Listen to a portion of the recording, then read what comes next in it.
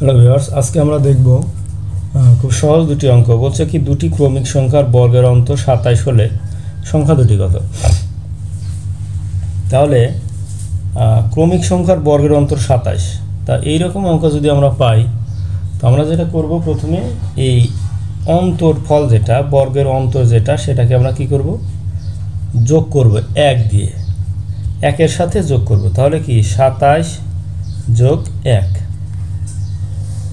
তাহলে 27 যোগ 1, এটাকে আবার কী করব, 2 দিয়ে ভাগ করব। যেটা রেজাল্ট হবে সেটা হবে এই সংখ্যা দুটি কত, তার মধ্যে বড় সংখ্যাটা হবে সেটা। তাহলে 27 যোগ 1 কত হবে, 28 ভাগ 2, কাটাকাটি কত করলে হবে, 14 দুগুণে 28। তাহলে একটা সংখ্যা আমরা 14 পেয়ে গেলাম, এটা হলো বড় সংখ্যা।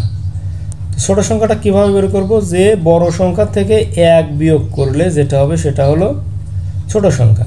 তাহলে 14 থেকে 1 বিয়োগ দিলে 13 হবে। তাহলে একটা সংখ্যা হলো আমাদের 13 আর একটা সংখ্যা হলো 14। এই 13 এবং 14 এটাই হলো আমাদের এই অঙ্কের রেজাল্ট।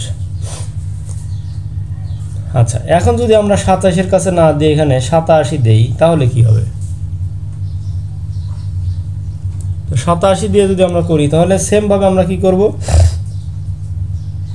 এখানে যেভাবে 27 যোগ 1 করছি সেটা না করে আমরা কি করব, 87 যোগ 1,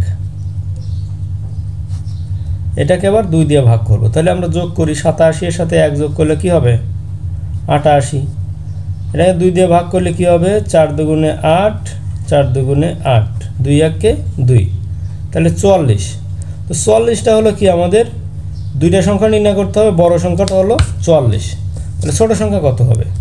ছোট সংখ্যা বের করার জন্য আমরা 44 থেকে 1 বিয়োগ করব। তাহলে কি হবে, 43। সে একটা সংখ্যা হলো 43 আর একটা হলো 44। এই দুইটাই হলো আমাদের রেজাল্ট।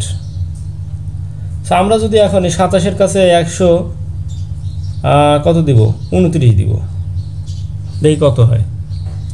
তাহলে 129 দিলে কিভাবে করব, আমরা সেমভাবে করব, 129 যোগ 1, এটাকে আবার কি করব, 2 দিয়ে ভাগ করব।